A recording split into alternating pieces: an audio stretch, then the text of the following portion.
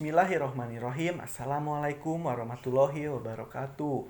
Perkenalkan, nama saya Hanif Dwi Aprianto dengan NPM 1850333 dari Prodi Pendidikan Bahasa dan Sastra Indonesia FKIP Universitas Pasundan.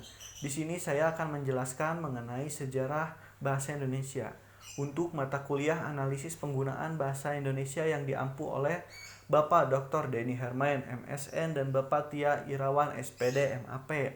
Saya akan menyebutkan dasar hukum bahasa Indonesia sebagai bahasa nasional dan sebagai bahasa resmi. Sudah jelas, bahasa Indonesia merupakan bahasa yang sering kita gunakan setiap hari dan digunakan di seluruh pelosok daerah di Indonesia.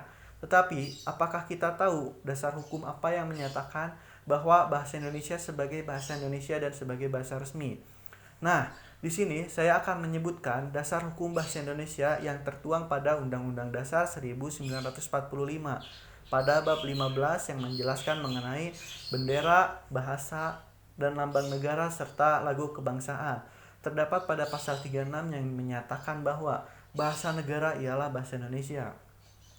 Kemudian dijabarkan pula di Undang-Undang dijelaskan pada bab 1 yaitu ketentuan umum. Pada butir kedua dijelaskan bahwa Negara Kesatuan Republik Indonesia yang selanjutnya disebut bahasa Indonesia adalah bahasa resmi nasional yang digunakan di seluruh wilayah Negara Kesatuan Republik Indonesia.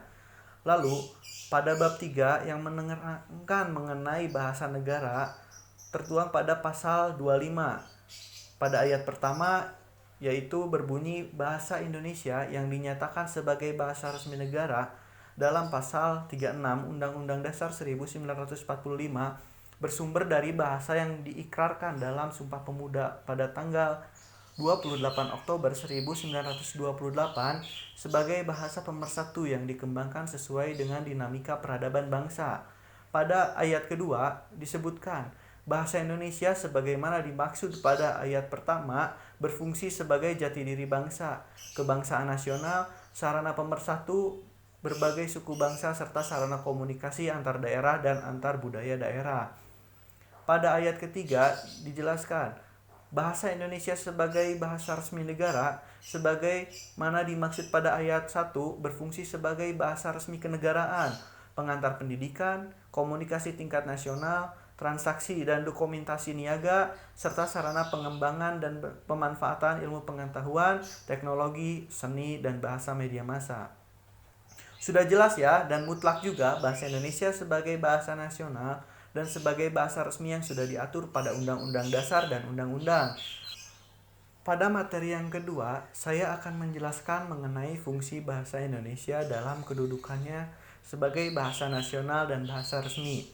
Bahasa nasional adalah fungsi jati diri bangsa Indonesia bila berkomunikasi pada dunia luar Indonesia. Fungsi bahasa Indonesia terdiri atas yang pertama, lambang kebanggaan bahasa Indonesia. Yang kedua, identitas nasional di mata internasional. Yang ketiga, sarana hubungan antar warga, antar daerah, dan antar budaya.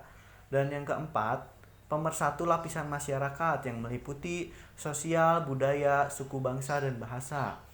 Selanjutnya, kedudukan bahasa Indonesia sebagai bahasa resmi kaitannya dengan fungsi bahasa Indonesia ini dipergunakan dalam administrasi negara, upacara, peristiwa kenegaraan baik secara lisan maupun bentuk tulisan. Sekian pemaparan materi dari saya.